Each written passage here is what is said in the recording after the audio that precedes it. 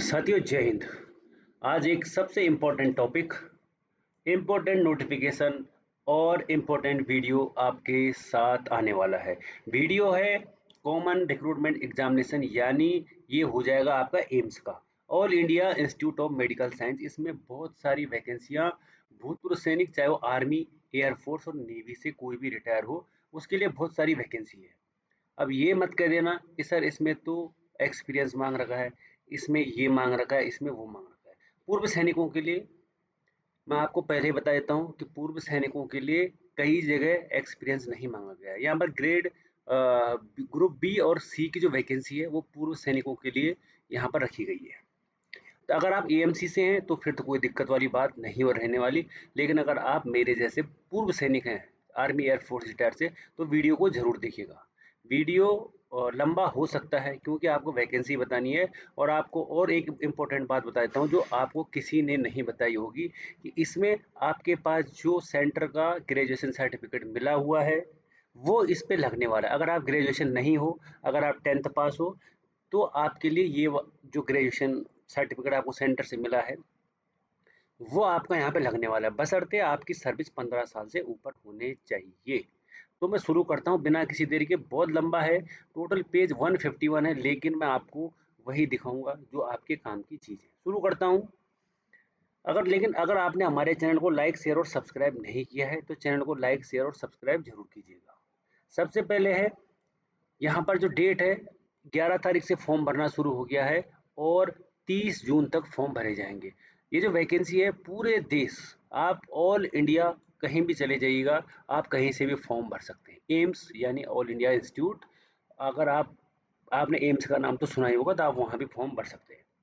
Admit card जब आएंगे पता लग जाएगा आपको, और एग्ज़ाम हो जाएगा आपका 25 से 27 जुलाई 2026, यानी अगले महीने को। पूर्व सैनिक के लिए बस वही बताऊंगा जो पूर्व सैनिक के लिए यहाँ पर रखा गया है। अगर आपने ऑनलाइन अप्लाई करना है तो यहाँ पर लिखा हुआ है www.aimsexams.ac.in। अगर आप इस साइट पे जाएंगे ना, तो ये वाली साइट आपको सीधे फॉर्म भरने के लिए ले जाएगी।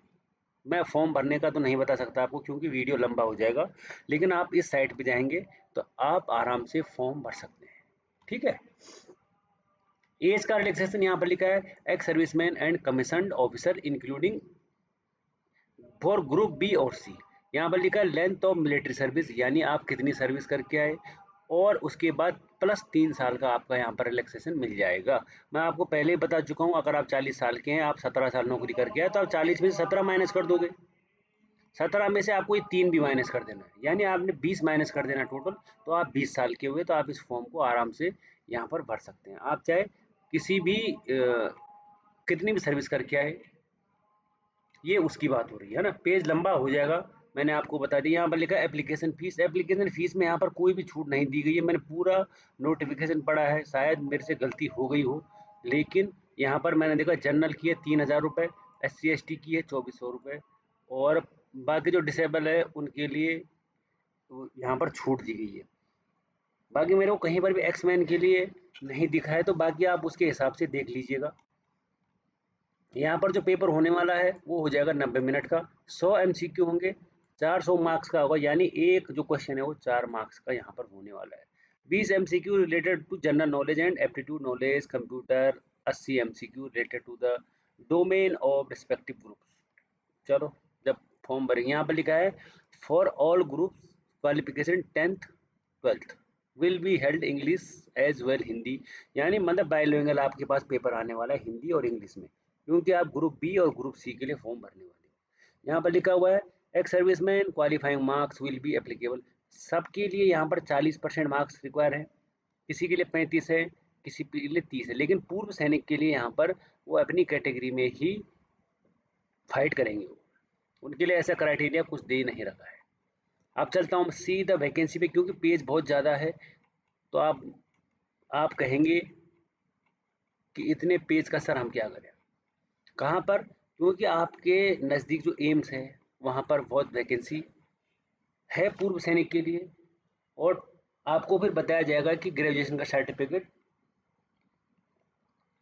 कौन सा वाला चलने वाला है। वैसे लोगों ने इसकी वीडियो बना दी थी, लेकिन मैंने सोचा कि यार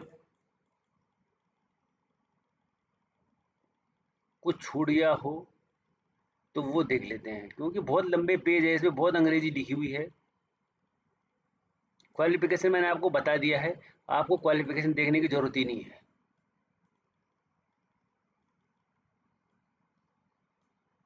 इतनी अंग्रेजी लिखी हुई है।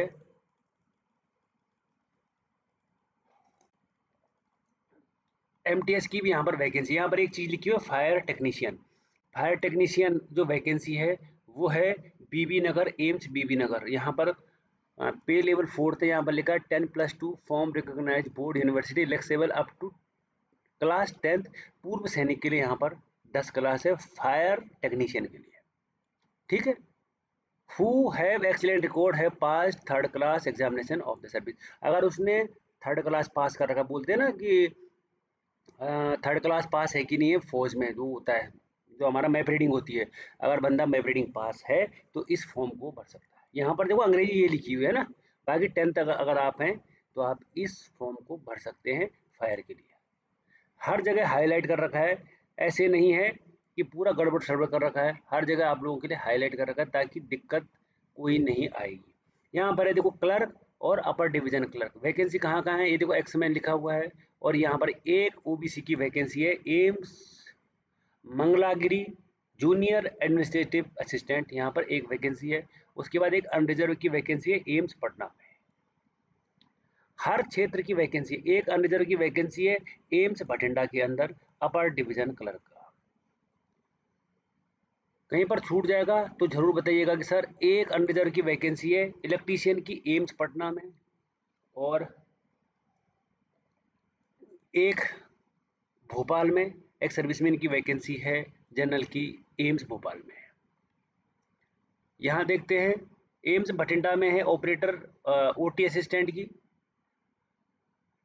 और 2 अनरिजर्व की वैकेंसी है।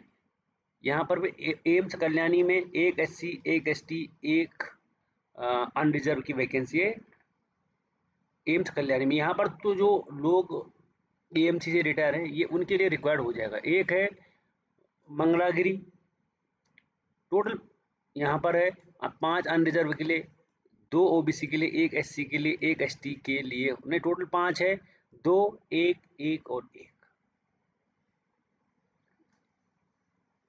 यहाँ पर भी सेम है, लेकिन मैंने इसके लिए इसलिए नहीं बताया क्योंकि यहाँ पर शायद सर्टिफिकेट चाहिए होगा, इसलिए मैंने आपको ये एम्स ऋषिकेश में भी एक वैकेंसी है ना अनरिजर्व की, टेक्नोलॉजिस्ट यहाँ पर चाहिए आपको।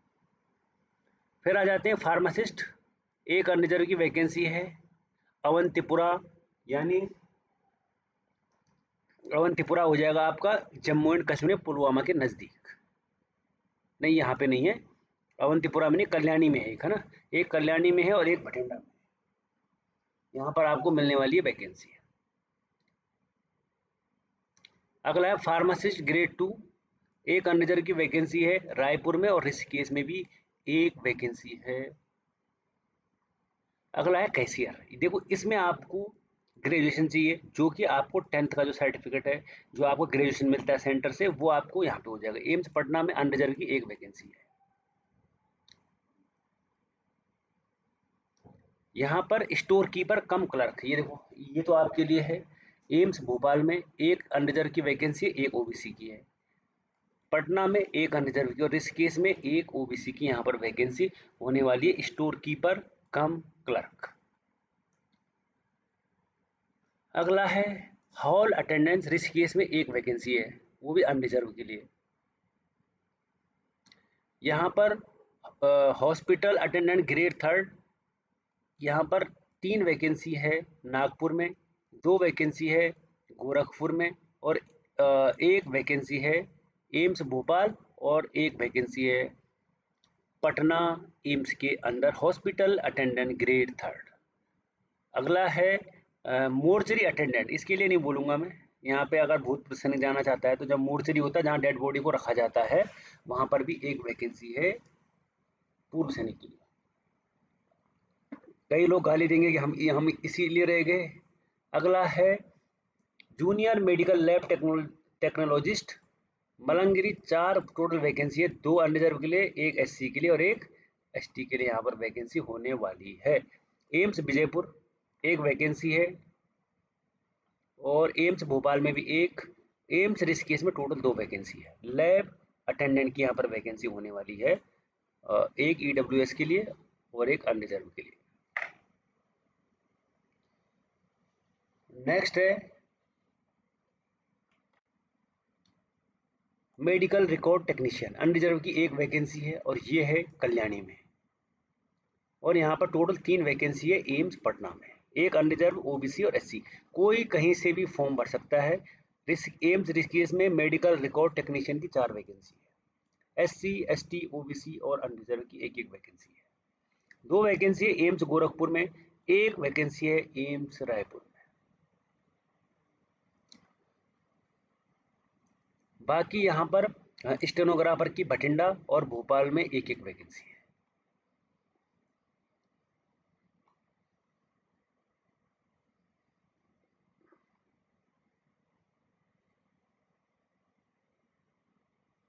यहाँ पर ये जूनियर वार्डन हाउसकीपर भोपाल में 1 वैकेंसी है, यानी हाउसकीपर होगा कोई, अगर हाउसकीपर था सेना के अंदर तो इस फॉर्म को भर सकता है। बाकी यहाँ पर sanitary inspector grade 2 AIIMS Rishikesh में 1 वैकेंसी अनरिजर्व की। उसके अलावा यहाँ पर एक्समैन का तो खाली लग रहा कोटा। अब जितनी वैकेंसी है अगर एक आधा और होंगी तो ठीक है। यहाँ पर है फायर टेक्नीशियन, मैंने आपको बता दिया है। बीबी नगर, एम्स बीबी नगर की 1 वैकेंसी है, ये मैंने आपको पहले ही ऊपर बता चुका हूँ ना। हर वैकेंसी का मैंने आपको डिटेल बता दिया है। ये देखो एक्स सर्विसमैन SC ST यहाँ पर सब लिखा हुआ है, 3 साल सर्विस, और ओबीसी का 3 ईयर्स प्लस 3 ईयर्स, और SC ST का 3 प्लस 5 ईयर्स, तो 8 साल का है। यहाँ पर 6 साल का है, और जनरल के लिए 3 साल का यहाँ पर छूट दी गई है। एक्स सर्विसमैन के लिए सब कुछ लिखा है, जिसने पहले इसको ज्वाइन किया हो वो नहीं कर सकता, और बाकी एज का रिलैक्सेशन आपको बता दिया है। अब चलते हैं सीधे मुद्दे पे। यहाँ पर लिखा है age concession is not admissible to son, daughter and dependent of the ex serviceman, की एक्स सर्विसमैन के बच्चों को और किसी को इसका रिलैक्सेशन नहीं दिया जाएगा। अब देखो सबसे इंपॉर्टेंट है ये note, a matriculated ex-serviceman included an ex-serviceman who has obtained the Indian Army Special Certificate of Education of Corresponding Certificate in the Navy of the Air Force, who has put in the not less than 15 years of service as on closing date. The receipt of application armed forces of the Union shall be considered eligible for appointment केवल group C के लिए post being advertised through this examination, कि मतलब जिन भी लोगों को army का जो स्पेशल सर्टिफिकेट है, ठीक है, वो ग्रुप सी पोस्ट में चल जाएगा, लेकिन उनकी सर्विस कितनी होनी चाहिए? 15 साल। यहाँ पर लिखा है 10 those non graduate ex serviceman who have not completed 15 years of service as on closing dates for receipt application or would not complete 15 years of service within the time limit specified is not 3 are not eligible to apply for the examination। अगर किसी के पास ये वाला certificate है और उसकी service 15 साल नहीं है, तो वो बंदा इसके लिए अप्लाई नहीं कर सकता। तो साथियों ये तो था आज का ये पूरा नोटिफिकेशन। अगर आपके एम्स में कहीं वैकेंसी है तो आप ज़रूर देखिएगा और ज़रूर भरिएगा, ताकि आपको भी एग्ज़ाम देने का मौका मिले, और हो सकता है आपको अपने नज़दीकी क्षेत्र में मौका मिल जाए नौकरी करने का। तो फिर मिलेंगे।